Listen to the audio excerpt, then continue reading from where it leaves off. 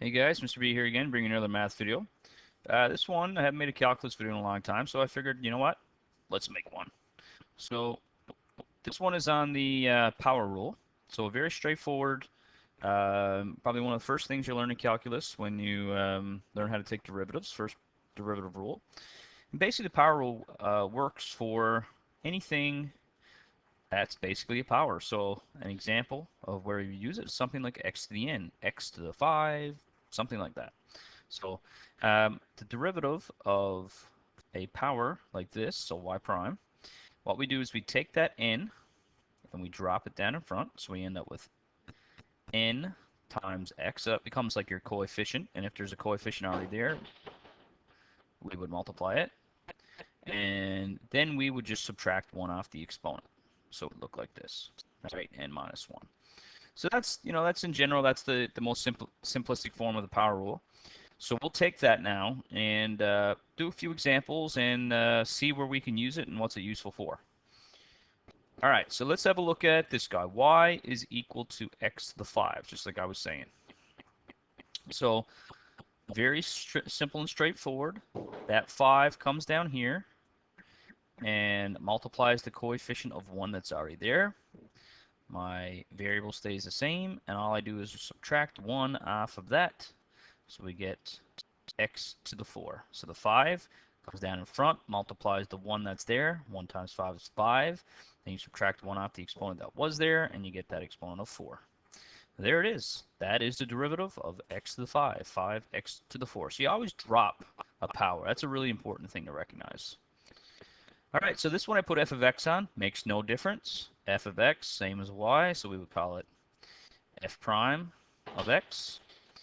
Then our exponent is going to multiply that coefficient. So this time we have a coefficient that's not 1. So 4 times 5 is 20.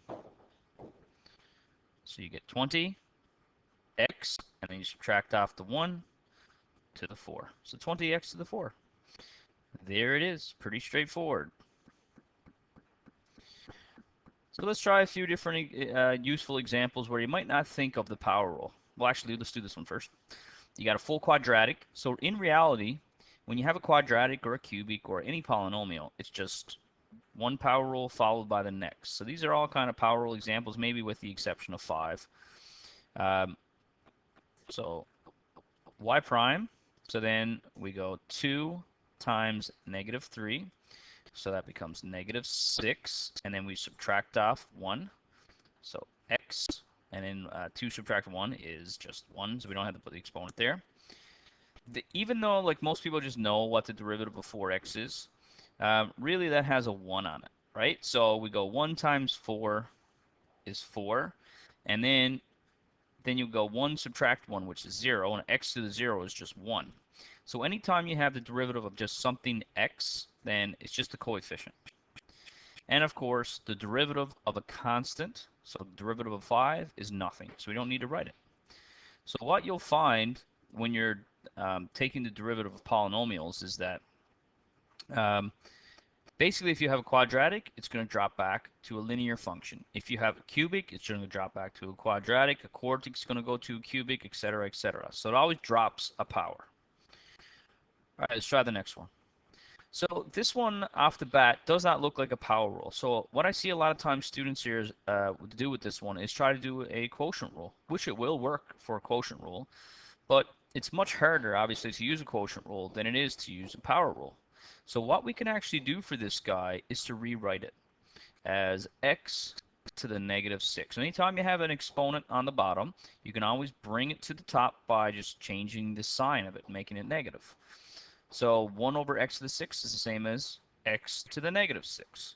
So if I want to take the derivative of this, we got to be careful. We can still use the power rule. So the negative 6 is going to come down in front, just like that. So it'll be negative 6x. And then we got to subtract 1 off that negative 6. So negative 6 subtract 1, this is where students sometimes go wrong, is negative 7. So sometimes they're so used to dropping a power, they might just write negative 5 automatically. But when you have a negative, you gotta, watch your rules. So again, this is another one where when you students first start doing the power rule, they might not think that this is a power rule example. So remember that square root is the same as an exponent of 1/2. So now we're in a power rule situation. We have a power is not a sort of a whole number, but still we can still do it.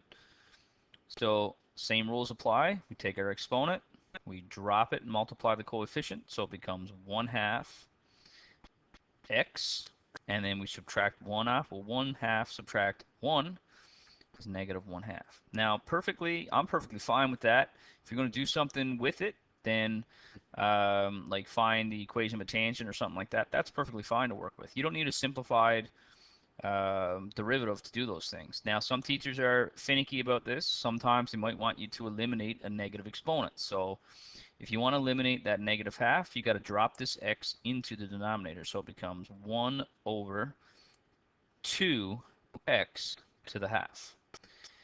And then some teachers might say, well, I don't want exponents at all. No fractional exponents. If you can get rid of them, you can. And you can make it into a root. So 1/2 is the same as a square root. So you end up with 1 over 2x, or 2 square root x.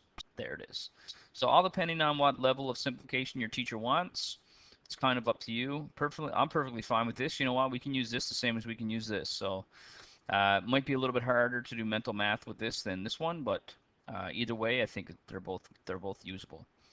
All right, guys, hope you enjoyed this video. Little introduction to the power rule. If you want some more calculus videos on derivatives, I've got lots on my channel.